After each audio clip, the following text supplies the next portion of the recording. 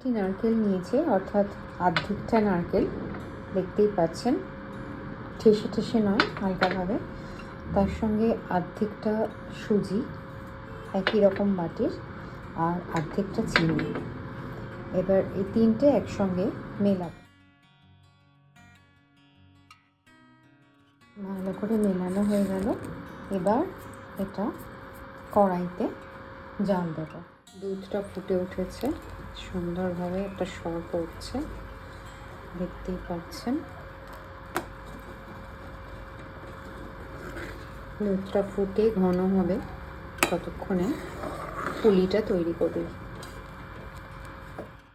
পুলিটা ঢেলে দিয়েছি। এবার খুব ভালো করে গ্যাসটা কমিয়ে নিয়েছি লো ফ্লেমে। এবার এটা পাকাচ্ছি।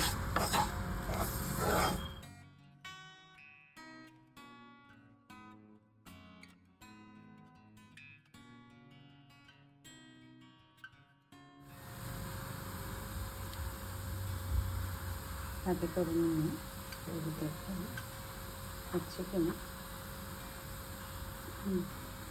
প্রায় হচ্ছে।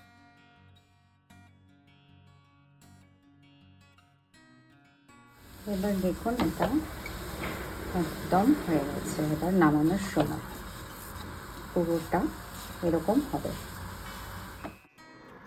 এভাবে নিয়ে হাতে করে গুড়িয়ে, অথবা যদি হাতে না করতে পারেন তাহলে অবশ্যই স্টিলের প্লেট ব্যবহার করবেন, কারণ ডাক্তাররা প্লাস্টিকের প্লেট ব্যবহার করতে বা প্লাস্টিকের যে কোনো জিনিস ব্যবহার করতে না করছে।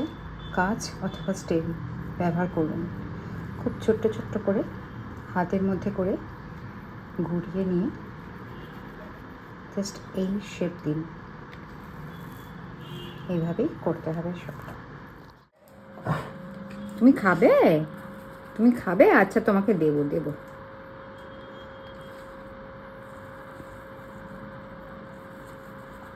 তুমি কি খাবে? তুমি নারকেল খাবে? আচ্ছা, দাঁড়াও দিচ্ছি। এটা তো তুমি খেতে পারবে না। দাঁড়াও, তোমাকে দিচ্ছি। দাঁড়াও। হ্যাঁ, দেখেছেন কেমন সুন্দর? আমার পোষ্য চলে এসেছে, আমার ছোট মেয়ে।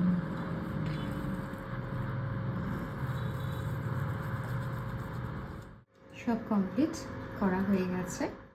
দুধ ফুটে গেছে। এবার একটুখানি এলাচ একটা গুঁড়ো করে দিয়ে দিলাম, একটা সুন্দর গন্ধের জন্য। দুধে খুব সুন্দর একটা মালাই মতন পড়েছে। আমার মা এটি আমাকে শেষবার যখন আমার বাড়িতে এসেছিলেন চলে যাওয়ার আগে, তিনি আমার হাতে ধরে শিখিয়ে গিয়েছিলেন এই দুধ পুলিটা। আমিও আমার ভবিষ্যতে যারা দেখবেন তাদের সকলের জন্য এটা, আপনাদের সকলের জন্য এটা তৈরি করে রাখলাম।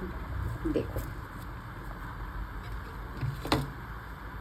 এবার পুলিগুলো আস্তে আস্তে ছেড়ে দেবো, গ্যাসটা একটু কমিয়ে। খুব আস্তে আস্তে ছাড়তে হবে যাতে না ভেঙে যায়। পরিমাপটা সুন্দর মতন করলে তাহলে ভাঙবে না। গুড় দিয়ে করছি, অন্য সময় এটা মিছড়ে দিয়ে করা যায়। মিছড়ে এখনও দিইনি, খুব হালকা হাতে নাড়াচ্ছি, কেননা তা নাহলে ভেঙে যেতে পারে এটা, তাই হালকা হাতে নাড়াচ্ছি। এবার জাস্ট একটুখানি ফুটে উঠতে না উঠতেই আমি গুড়টা দিয়ে দেবো। দেখুন হালকা করে ফুটে এসেছে। এবার আস্তে আস্তে অল্প অল্প করে একটু গুড়টা দিয়ে দিচ্ছি। খুব বেশি পরিমাণ গুড় দিতে হবে না, অল্প দিলেই হবে, তা না হলে দুধ হয়ে যাওয়ার সম্ভাবনা থাকে। তবে কড়াইতে এভাবে দুধ জাল দিতে দেখতাম আমার দিদাকে, আমার মাও দিতেন, তবে বেশি দেখেছি দিদাকে। আমাদের ভাই বোনেরা আমরা সবাই দেখেছি দিদাই এভাবে ডাবু হাতা দিয়ে দুধ জাল দিতেন। আজকে দিদা, মা সকলের কথাই মনে পড়ছে। আমার বাবা খেতে খুব ভালোবাসেন এটি।